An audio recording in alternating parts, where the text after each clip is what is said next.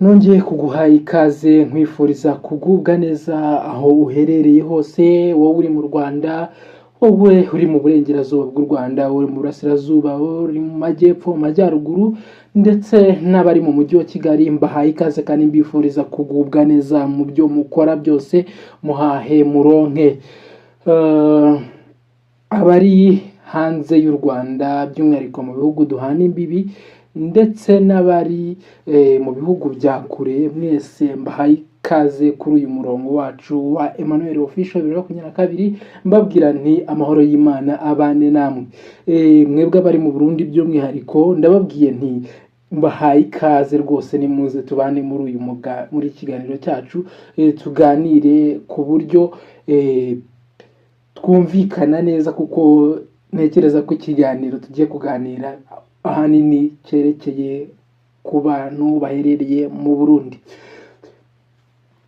Tugiye kurebera hamwe uburyo amakorali akora, amakorali ari kwitwara neza mu gihugu cy'u Burundi, mu itorero ry'Abadiventiste b'umunsi wa karindwi. Amakorali ari gukora neza, ari gukora cyane, ndetse n'igihe ayo makorali amaze atangiye umurimo n'uburyo awuhagazemo.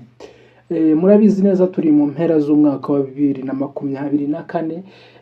Wowe ugeze aya magingo ugihumeka umwuka w'abazima, nta kintu na kimwe twagize dutanga kugira ngo tube tukiriho kugeza iyi saha, ariko uburinzi bw'Imana bukomeza kutubaho umunsi ku wundi, tukaba tugeze aya magingo tugihumeka. Imana ihabwe icyubahiro. Reka rero turebe amakorali ari kwitwara neza mu gihugu cy'u Burundi. Aya makorali, hari amakorali amwe ushobora kuza kubona ukavuga ati si iyi korali ntabwo nyizi, wenda ukaba wari umaze igihe kirekire utaba mu Burundi cyangwa nta n'ahandi hantu ugeze, ariko kumva iyo korali iragutunguye. Amakorali menshi azagutungura. Ni korali, hari amakorali, hari amabande, hari amagroupe, ariko bari mu murimo kandi barawukora neza. Ku mwanya wa mbere turahasanga Holy Voice Band. Iyi ni band imaze igihe kinini ikora, ariko kubwo gushaka imibereho bamwe bagiye bagenda bakava mu gihugu cyangwa bakajya mu ntara zigiye zitandukanye kubw'imibereho, ariko uyu mwaka bagarutse bakora umurimo rwose, bawuhagazemo neza. Imana ibaha umugisha. Indirimbo nakubwira yabo wagenda ukareba kuri YouTube yabo, ni indirimbo yitwa Habwa Ishimwe. Habwa Ishimwe by Holy Voice Band. Maze ugende uyirebe kandi ubashyigikire, ukora subscribe, ukora like, ukora share, unakora comment, maze ubashyigikire umurimo w'Imana, bawukomezemo kandi bawukomeremo.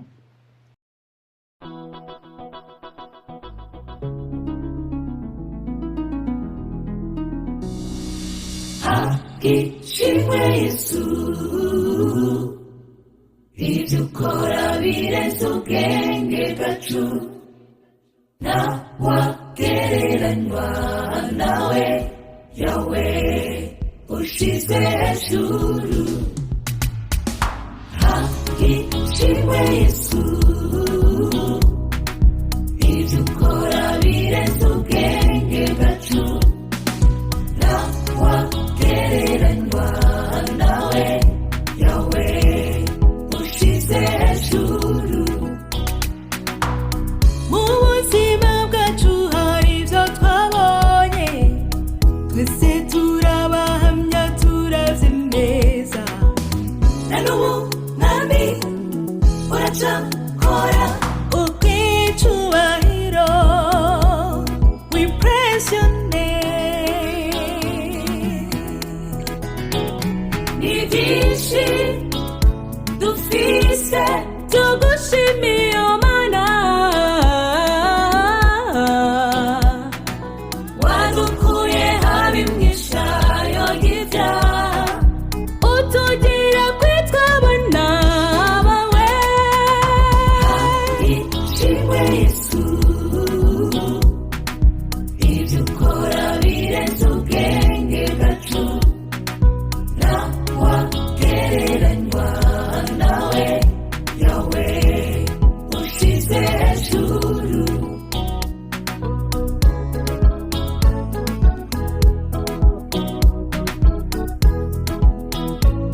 mwanya wa kabiri turahasanga Dushime Music Group. Iyi groupe nayo rero yatangiye mu kwezi kwa mbere k'uyu mwaka turimo dusoza. Urumva rero korali ikoze gutya ikaba ibashije gukora video nk'izi ngizi ziri kuri YouTube yabo, ni korali ikoze rwose mu buryo bwiza kandi Imana ibakomeze mu murimo. Indirimbo nakubwira wagomba kujya kureba yabo, ni indirimbo nayo yitwa Dushime. Ugende uyirebe maze tubashyigikire mu murimo w'Imana ukomeze utera imbere.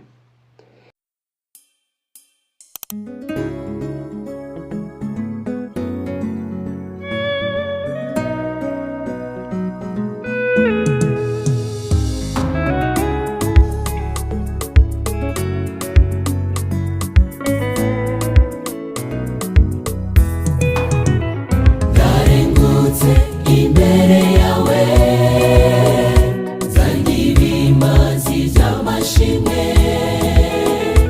uririmbira indirimbo yanje kuko mwami urahambaye, wisakaye icyubahiro, ijambo ryawe riranyobora, tudugije icyubahiro tugushima mwami, wisakaye icyubahiro, ijambo ryawe riranyobora, ababa mw'isi tudugije icyubahiro tugushima mwami. Wewe tanze umwana wawe kubwanje, akabambwa atacyazira, yishizeho ibicumuro byacu maze turabamburwa. Ikuzo n'ishimwe ni by'uwo mwana w'Imana, abacunguwe tuvuge duti Narengutse imbere yawe zanyibimazi z'amashimwe, uririmbira indirimbo yanje kuko mwami urahambaye, wisakaye icyubahiro, ijambo ryawe riranyobora,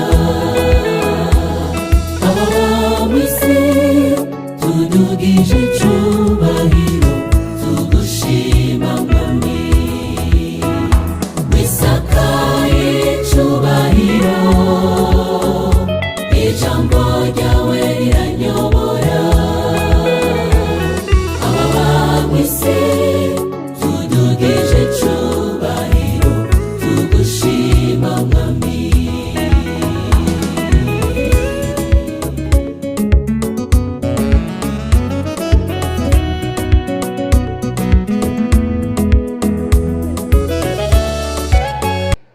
Ku mwanya wa gatatu turahasanga Heroes of Christ Ministry. Iyi ministry nayo rero muzi ko twayivuzeho, ni ministry iri gukora neza kandi iri gukora ifite imbaraga, nta gihe imaze igihe gito cyane rwose, yatangiye mu mezi makeya hashize amezi makeya itangiye. By'umwihariko nakubwira nk'indirimbo yabo yitwa Historia nyine ukagenda ukayireba, ni nyinshi n'izindi nyinshi ukagenda uzireba ukareba uburyo barimo bitwara. Ni Heroes of Christ Ministry iri ku mwanya wa gatatu mu mikorere.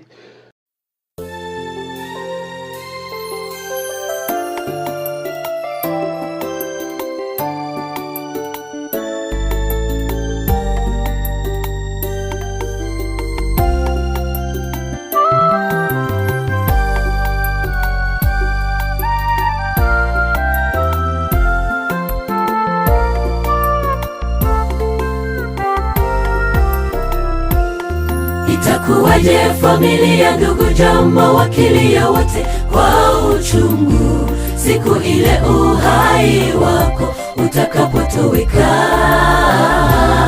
wakiyakumbuka matendo yako mema na mabaya, lakini wewe hautakuwepo tena hapa duniani. Itakuwaje familia, ndugu, jamaa, wakilia wote kwa uchungu, siku ile uhai wako utakapotoweka, wakiyakumbuka matendo yako mema na mabaya, lakini wewe hautakuwepo tena hapa duniani. Historia yako itakapofungwa, nawe ukirudi mavumbini, itakuwaje mwanadamu? Japo marafiki watalia, hawataweza kuyaleta matumaini. Tumaini pekee kwake Yesu aliyeshinda kifo, maana waliolala katika Kristo ajapo ndio wana matumaini ya kufufuliwa kwanza. Historia yako itakapofungwa, nawe ukirudi mavumbini, itakuwaje mwanadamu? Japo marafiki watalia, hawataweza kuyaleta matumaini. Tumaini pekee kwake Yesu aliyeshinda kifo,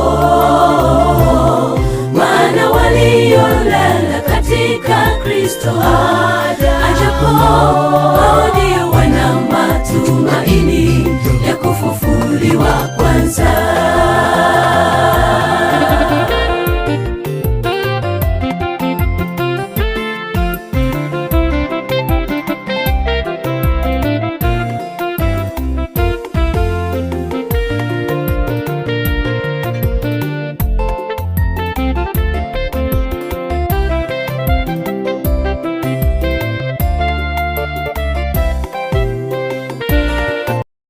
Ku mwanya wa kane turasanga Holy Lantern Choir, nayo yatangiye mu kwezi kwa gatatu k'uyu mwaka. Urumva ko abenshi bagiye batangira uyu mwaka ariko bari gukora neza kandi barimo bitwara neza.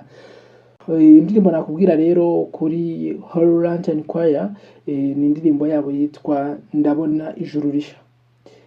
Ndabona Ijuru Risha rwose ugenda uyirebe, ni indirimbo imeze neza. Genda ubashyigikire maze umurimo w'Imana bawukomeze.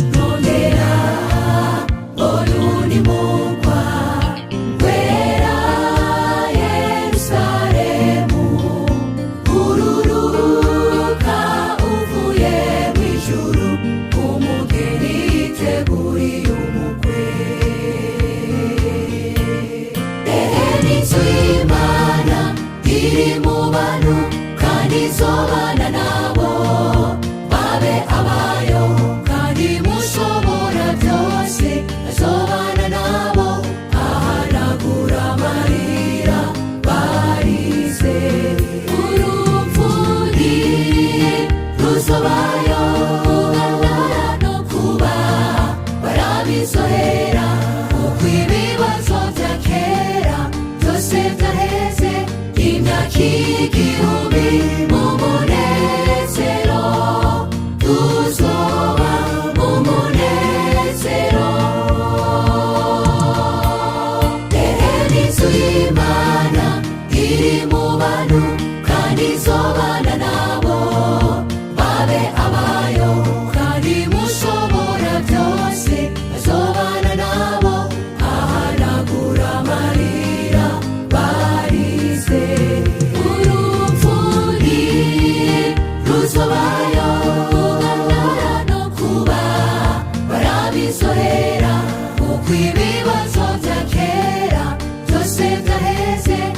imyaka igihumbi mu munezero, tuzoba mu munezero.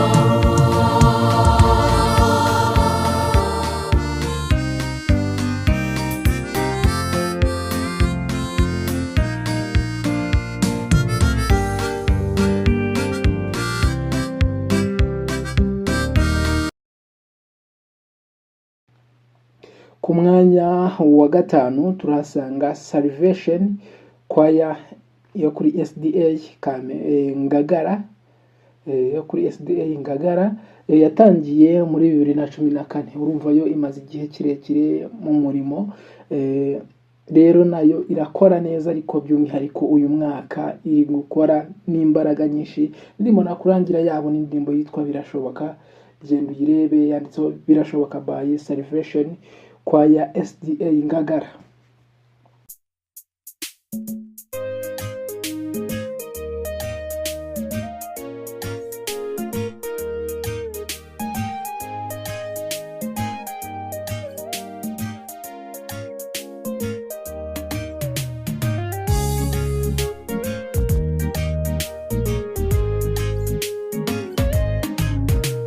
Wabyutse mu gatondo wumva birakunda, wateye intambwe ugenda biranashoboka, ugeze ku mirimo yaweho birushirije kugenda neza. Kubw'umugisha w'Imana ujana nawo, ugasuzugura abantu. Birashoboka ko wirengagiza abantu, ariko utari ku rugero rumwe, ariko abantu bari bagukeneye, birababaza cyane. Birashoboka ko wirengagiza abantu, ariko utari ku rugero rumwe, ariko abantu bari bagukeneye, birababaza cyane.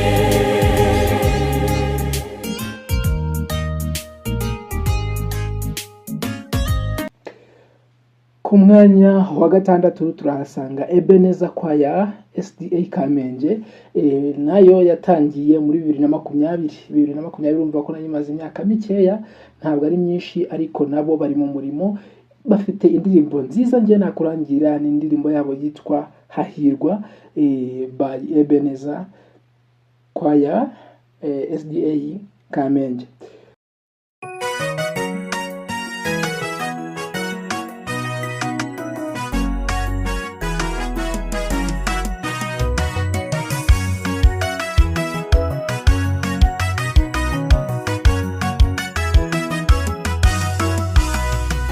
Tegereze nshuti ufise amaso, mbega ijoro igeze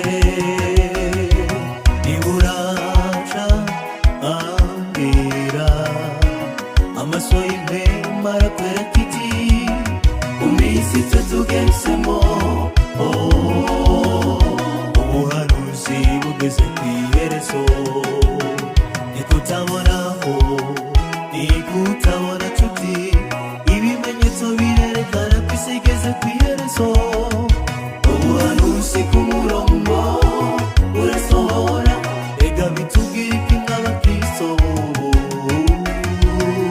Wino witegereze iyi si, iyi minsi irabije cyane, akaga karindiriye abana b'Imana, ega uhagaze mu ruhe ruhande nshuti. Arahirwa bazarenganiriza kugororoka, abo bari mu ruhande rw'ukuri nibwo rw'Uwiteka. Nshuti ishikane kuri Yesu, azaturwanirira mu bihe bikomereye abizera. Bana b'Imana mushikame, aho rukomeye Yesu azohaguruka, yirwanire intambara kandi azatsinda, tumwizigire.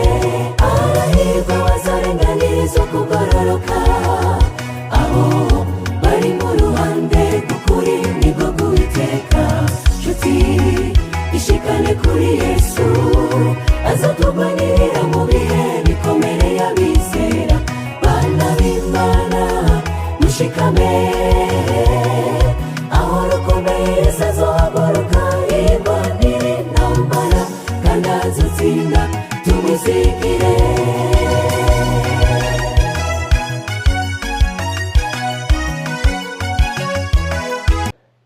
Ku mwanya wa karindwi turasanga New Singers SDA Bukirasazi Bujumbura.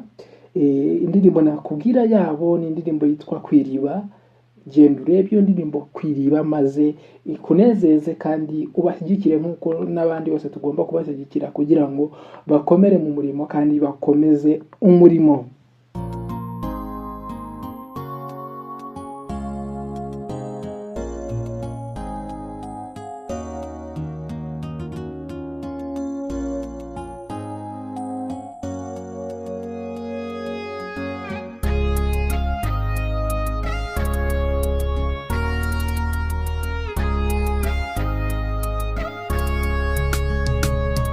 Yesu ageze kw'iriba rya Yakobo, ahahurira n'Umusamariyakazi, amubwira ati ntumpe ku mazi yo kunywa, nanje nzoguhaye ubugingo.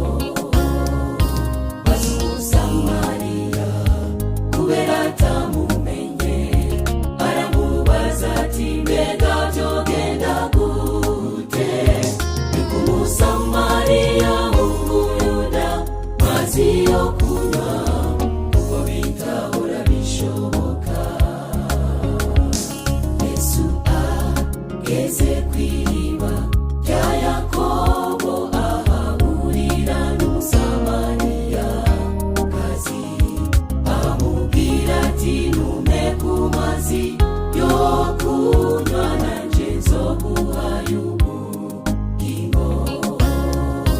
Maze Umusamariya kubera atamumenye aramubaza ati mbega byogenda gute? Niko Umusamariya w'Umuyuda mazi yo kunywa, kuko bitahora bishoboka. Iyo batwari tuzi Yesu ari we, natwe tumusabye amazi y'ubugingo, kuko ni we wenyine ashoboye gutanga amahoro kuri uwo wese yihebye. Iyo batwari tuzi Yesu ari we, natwe tumusabye amazi y'ubugingo, kuko ni we wenyine ashoboye gutanga amahoro kuri uwo wese yihebye. Ku mwanya wa munani ndakubwira korali yitwa Down Joy Singers SDA Sororezo. Imaze imyaka myinshi, imaze imyaka itari mikeya rwose iri mu murimo. Indirimbo nakubwira yabo nziza nagutura, nanjye ubwanjye nakubwira ngo genda urebe indirimbo yitwa Integuza by Down Joy Singers.